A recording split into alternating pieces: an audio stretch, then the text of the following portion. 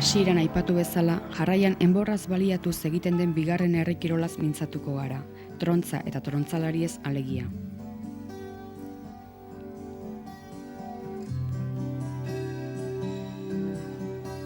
Badirudi, trontzalan tresna bezala, lehendabiziko aldiz 1860 urtean italiar gizon baten eskutik agertu zela Euskal Herrian, Iratiko basoan hain zuzen ere. Dena den, bada zaharragoa dela esaten duenik. Teoria honi eusten diotenek data hori baino lehenago lodira handiko zuhaitzak mozten zirela diote, eta zuhaitz horiek aizkora soilik ezin direla ebaki aldarrikatzen dute.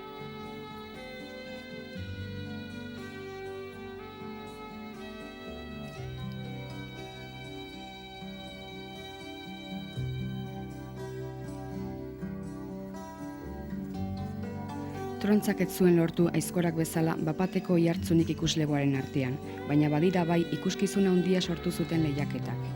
Besteak beste, Eibarren Peñagarikano anaiek Mendizabal eta Malkorraren aurka jokatu zutena.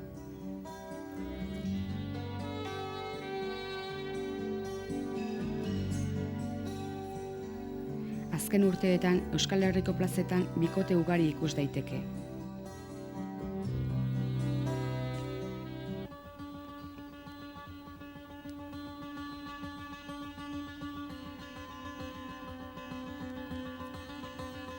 Trontza nolabait deskribatzeko, muturretan eskulekuak dituen galtzeiruzko zerra luzea dela esan dezakegu.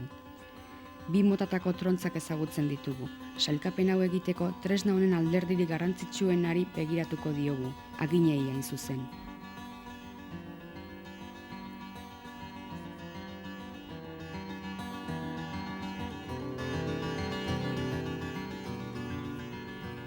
Trontza mota bati ohizkoa edo klasikoa deituko diogu. Trontza honek iruditan ikus dezakezuen bezala, hagin guztiak berdintsuak ditu, zerra edo serrote izendatzen dugunak bezala. Baina zerrarekin duen ezberdintasuna bi norabide eta mozten duela da, bai aurrerantz, bai atzerantz.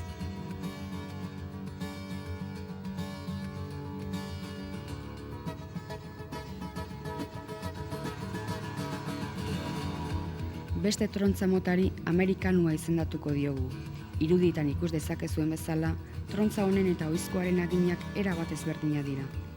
Trontza amerikanuan bi agin luze punta bakarrekoak eta beste bat punta bikoa ikus daitezke.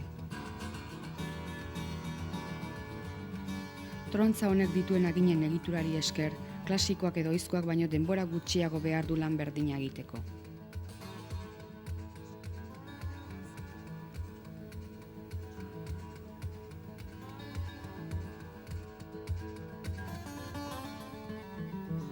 Ikus dezagun orain eskulekua.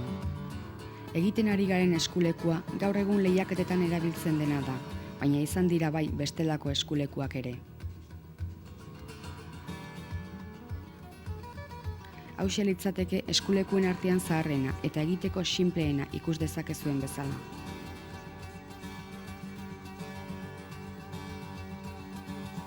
Beste eskulekua ordea, lotze eta askatzea errazekoa denezkero, basoan lanean aritzeko pentsatua dago. Kirolarien esperientzian oinarrituta eta hauen eskakizunei erantzuteko asmoz, eskulekua burutu da, badirudi egokien hauxe dela.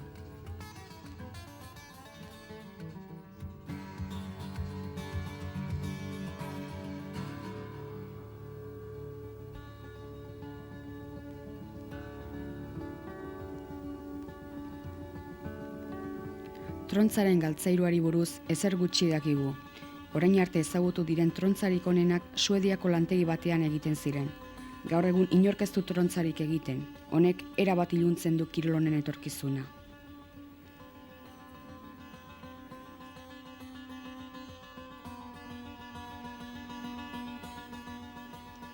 Ikus dezagun orain trontza prest izateko egin behar den lanik garrantzitsuena, trontza zorroztea.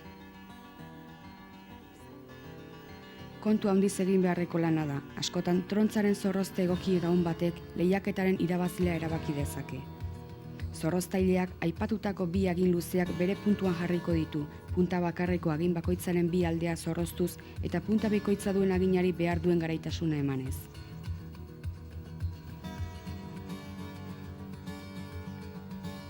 Azkenean, agin guztiak lerro zuzena osatzen dutela baieztatuko du.